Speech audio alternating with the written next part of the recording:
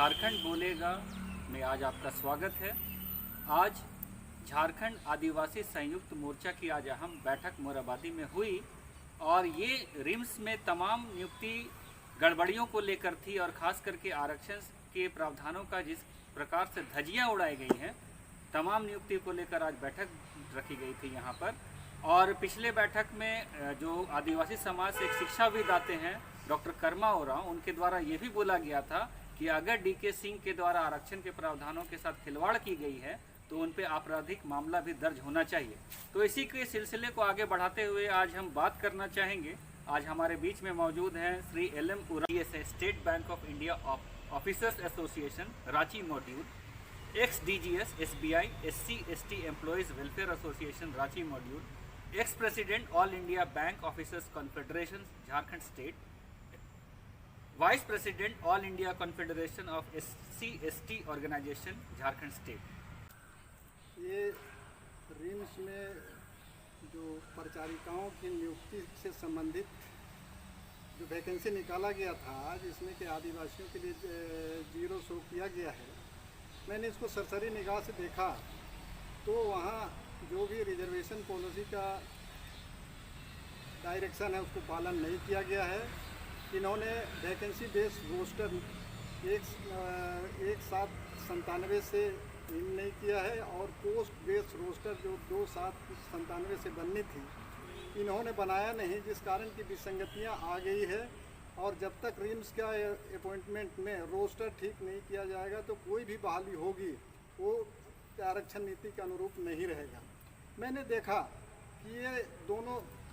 Post based roster ख़त्म नहीं किए हैं, वैकेंसी बेस्ड रजिस्टर भी नहीं बनाए हैं, रोस्टर चल रही है इनकी नियुक्ति वर्ष और भर्ती वर्ष एंड अपॉइंटमेंट वर्ष दोनों में बहुत 3 से 52 साल तक के डिफरेंस है। हमें जान के ये अफसोस हुआ कि ये रोस्टर जो 2019 में इन्होंने दिया है, जिसमें इकोनॉमिकली वीकर सेक्शन जो अपर कास्ट के लिए 12/1/2019 को पास किया गया कि 50% से 10% ज़्यादा वो लोग को दिया जाए, लेकिन उस श्रेणी में शो कर रहे हैं कि EWS शो कर रहे हैं भर्ती में, और उसमें जहां रोस्टर को जहां रिपोर्टिंग है उसमें शेड्यूल ट्राइब्स कोटा में कर रहे हैं। हमें जान के आश्चर्य हुई कि 2019 में ये कानून बन रही है कि नहीं 10% अपर कास्ट को रिजर्वेशन दिया जाए, और 2014 के अपॉइंटमेंट में जो शो कर रहे हैं आप कि EWS कैटेगरी में अपॉइंटमेंट किए हैं। इसी तरह से एक मिनट में यहाँ पर एक बात को इंगित करना चाहूँगा, स्पष्ट तौर पर ये बताना चाहूँगा कि इकोनॉमिकली वीकर सेक्शन के लिए जो प्रावधान आया 10% रिजर्वेशन का 124वां संशोधन अधिनियम, ये लागू हुआ 2019 में, लेकिन 2014 के वैकेंसीज में इकोनॉमिकली वीकर सेक्शन में रिक्रूटमेंट को दिखाया जा रहा है रिम्स के प्रबंधन द्वारा। तो ये आश्चर्यजनक है, इन्हीं बात को इन्होंने उठाया। चलिए हम आगे की बात करते हैं। ये केवल 2014 के भी नहीं है, 1984 का भी अपॉइंटमेंट में शो कर रहा है इस तरह के इकोनॉमिकली वीकर सेक्शन का कोटा आया हुआ है। इसी तरह से अनरिजर्व पोस्ट में भी लिया गया है, BC1 BC2 में भी कैटेगरीज में शो किया गया है, लेकिन रिपोर्टिंग कर रहे हैं तो शेड्यूल ट्राइब्स कॉलम में रिपोर्ट कर रहे हैं, जिस कारण कि ये गलत तरीके से वैकेंसी 0 शो कर रहे हैं। 165 पोस्ट जो शो कर रहा है उसमें आना चाहिए 164 पोस्ट आना चाहिए, शेड्यूल ट्राइब्स के लिए रिजर्व होना चाहिए, जबकि 0 नहीं होना चाहिए। और इस तरह से तमाम विसंगतियाँ उनकी आई हुई है। अगर इनको रोस्टर क्लियर कर देते हैं तो क्रिस्टल क्लियर हो जाएगा रिम्स की अपॉइंटमेंट में, चाहे डॉक्टर का हो, चाहे स्टूडेंट के एडमिशन का हो, चाहे नर्सेज का अपॉइंटमेंट का हो, चाहे 4th ग्रेड अपॉइंटमेंट का हो, बैकलॉग क्लियरेंस का हो, सब क्लियर हो जाएगा। लेकिन पहली बार करना होगा कि रोस्टर और रजिस्टर को क्लियर करना होगा। ये तो ठीक है कि आगे हम लोग क्या कर सकते हैं,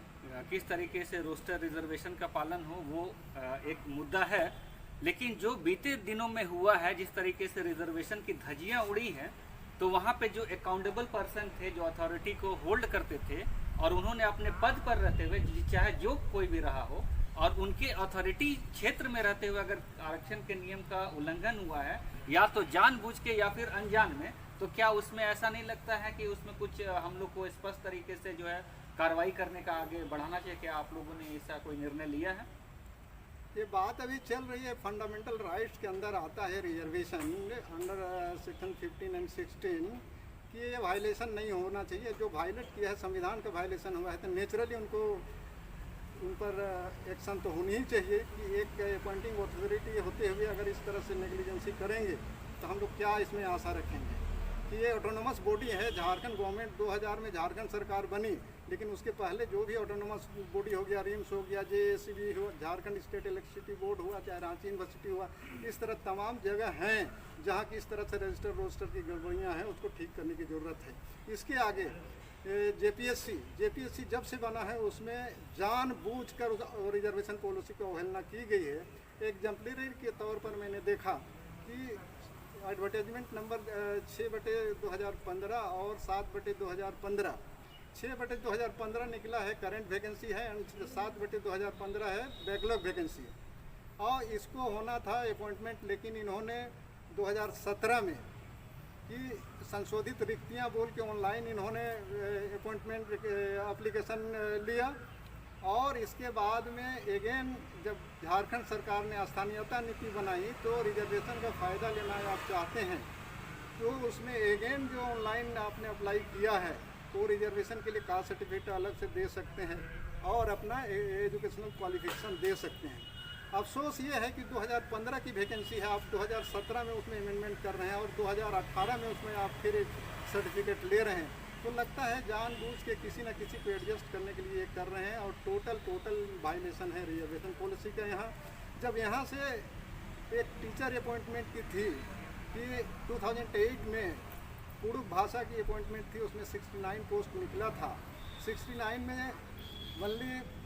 14 पोस्ट पर अपॉइंटमेंट हुआ, 55 बैकलॉग रह गए। इन बिटवीन 2011 में ये टीचर बहाली चली गई झारखंड कर्मचारी चयन परिषद के पास। उन्होंने 2011 में अपॉइंटमेंट किया तो ये 55 पोस्ट था, उसको कैरी फॉरवर्ड नहीं किया या JPSC उनको एडवाइस नहीं किया और कैरी फॉरवर्ड इन्होंने नहीं किया, और उन्होंने 22 पोस्ट निकाला, उसमें 14 पोस्ट की 17 पोस्ट की बहाली हुई, 5 उसमें भी बैकलॉग रह गए। अफसोस ये है कि झारखंड कर्मचारी चयन परिषद भी 2016 में अगेन अपॉइंटमेंट कर रहे हैं, तो मैंने जानना चाहा कि क्या किस तरह से कर रहे हैं। मैंने RTI डाला था, ये जान के मैं शॉक्ड हो गया कि जो वहाँ उरांव कॉलम में दे रहे हैं आप 24 वैकेंसी और 75 दे रहे हैं आप कुड़ुक भाषा में दे रहे हैं। मैंने वहाँ क्वेश्चन किया कि आप किसने बनाया है, उन्होंने जवाब दे नहीं पाया कि कुड़ुक और उरांव एक ही भाषा है, उसमें 2 जगह RTI का जवाब नहीं लोग दे रहे हैं। दैट कितने रिस्पॉन्सिबल हैं कि ये आरक्षण नीति को पालन करने के लिए या ट्रांसपेरेंसी रखने के लिए, क्रिस्टल क्लियर अपॉइंटमेंट के लिए। तो JPSC में तो गड़बड़ी है, JSSC में भी गड़बड़ी है, और जो झारखंड राज्य शिक्षा एवं साक्षरता विभाग में भी जो अभी तक पड़ा हुआ है, 2016 से मैंने जो केस टेकअप किया है, RTI में भी डाले हैं, सूचना आयुक्त के पास भी पड़ा हुआ है,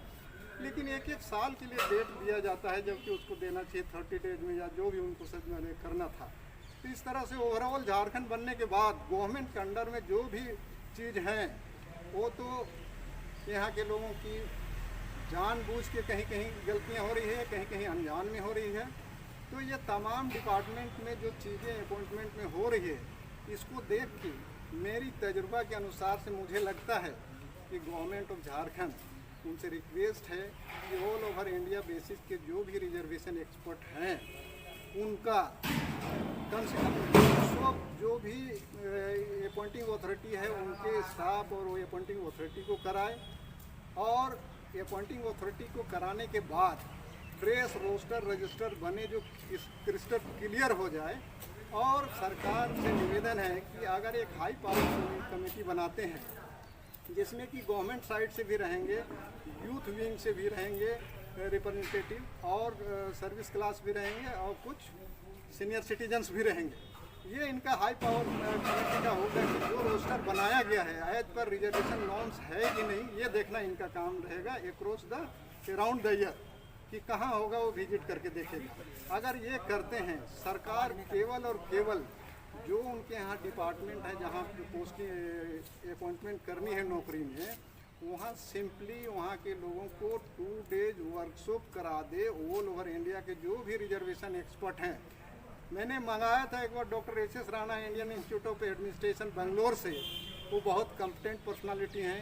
एक मिस्टर के चौहान इंडियन बैंक एसोसिएशन के जो हैं एक्सपर्ट हैं। अगर इस तरह के लोग लाए जाएं तो सरकार पर जो लांछनाएं लगी है या जो कोर्ट केस हो रही है, सुप्रीम कोर्ट, हाई कोर्ट, या जहाँ भी इस तरह डिस्क्रिमिनेंसी आ रही है, अगर यहाँ सभी को अगर क्लियर कट ट्रेनिंग कर दिया जाए, वर्कशॉप करा दिया जाए, तो मुझे नहीं लगता है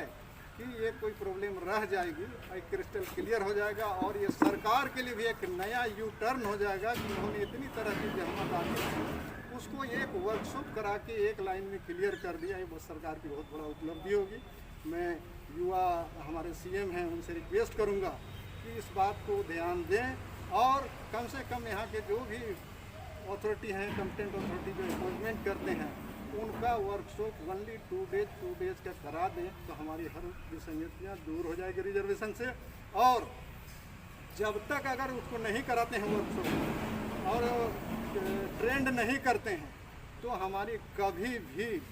क्रिस्टल क्लियर नहीं होगा। झारखंड 2000 में बनी, हमारे साथ इस तरह विसंगतियाँ नहीं होनी चाहिए थी, लेकिन कुछ मानसिक रूप से जानबूझ के इस तरह किया गया, कुछ अनजाने में हो जा रही है, लेकिन गलतियां हो रही है जिसका सफ़र कर रहे हैं कि जो रिजर्व में है, ST SC OBC सब सफ़र कर रहे हैं। तो मैं सरकार से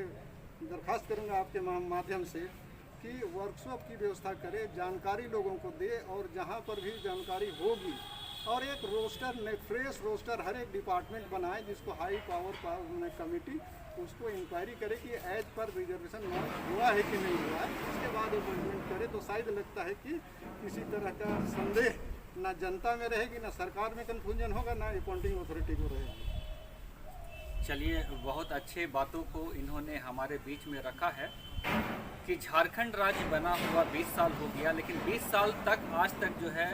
कोई स्पष्ट नीति यहाँ पर झारखंड राज्य में फॉलो नहीं हो रहा है, जिसके चलते जो है लोगों में ये आक्रोश है कि उनके जो अधिकार मिले हुए हैं उसका कहीं ना कहीं हनन हो रहा है। और ये तमाम युवा आज झारखंड में महसूस कर रहे हैं, चाहे वो रोटी रोजगार की लड़ाई हो या फिर अपने किसी जो साधारण से अधिकार की बात हो, उसको भी लग रहा है कि उन लोगों को नहीं मिल रहा है। तो ये असंतोष का भावना झारखंड राज्य में आज भी है और 20 साल के बाद भी है। तो इसमें हम लोग को सोचना होगा, खास करके सरकार को सोचना होगा कि झारखंड राज्य जिस मकसद से बना, जिस लिए बना, क्या वो आज तक पूरी हुई? क्या लोगों की जन आकांक्षाएं जो थी वो क्या पूरी हुई? इस बात की चर्चा होनी चाहिए और सरकार को ये चीज चाहिए कि लोगों को कॉन्फिडेंस में लेते हुए एक ऐसा कमिटी बनाए कि एक इस तरह से एक यहाँ पे स्पष्ट नीति बने, चाहे वो नियोजन नीति की बात हो, चाहे स्थानीय नीति की बात हो, या आरक्षण नीति की बात हो, या ऐसा कोई भी नीति की बात हो जो यहाँ के जन सरोकार से मायने रखता हो, मतलब रखता हो, वैसे मुद्दे पे एक ट्रांसपेरेंसी के साथ एक बढ़िया सा कमेटी बना के उस पर निर्णय लेने की ज़रूरत है और सरकार को काम करने की ज़रूरत है। तो आज बहुत अच्छे बातों को श्री LM उरांव के द्वारा बोला गया, जो कि वाइस प्रेसिडेंट भी हैं कन्फेडरेशन के, और हम आज उनको धन्यवाद देना चाहते हैं आज कि वो हमारे शो में आज जुड़े हैं और आप हमारे साथ जुड़े, उसके लिए बहुत बहुत धन्यवाद। धन्यवाद।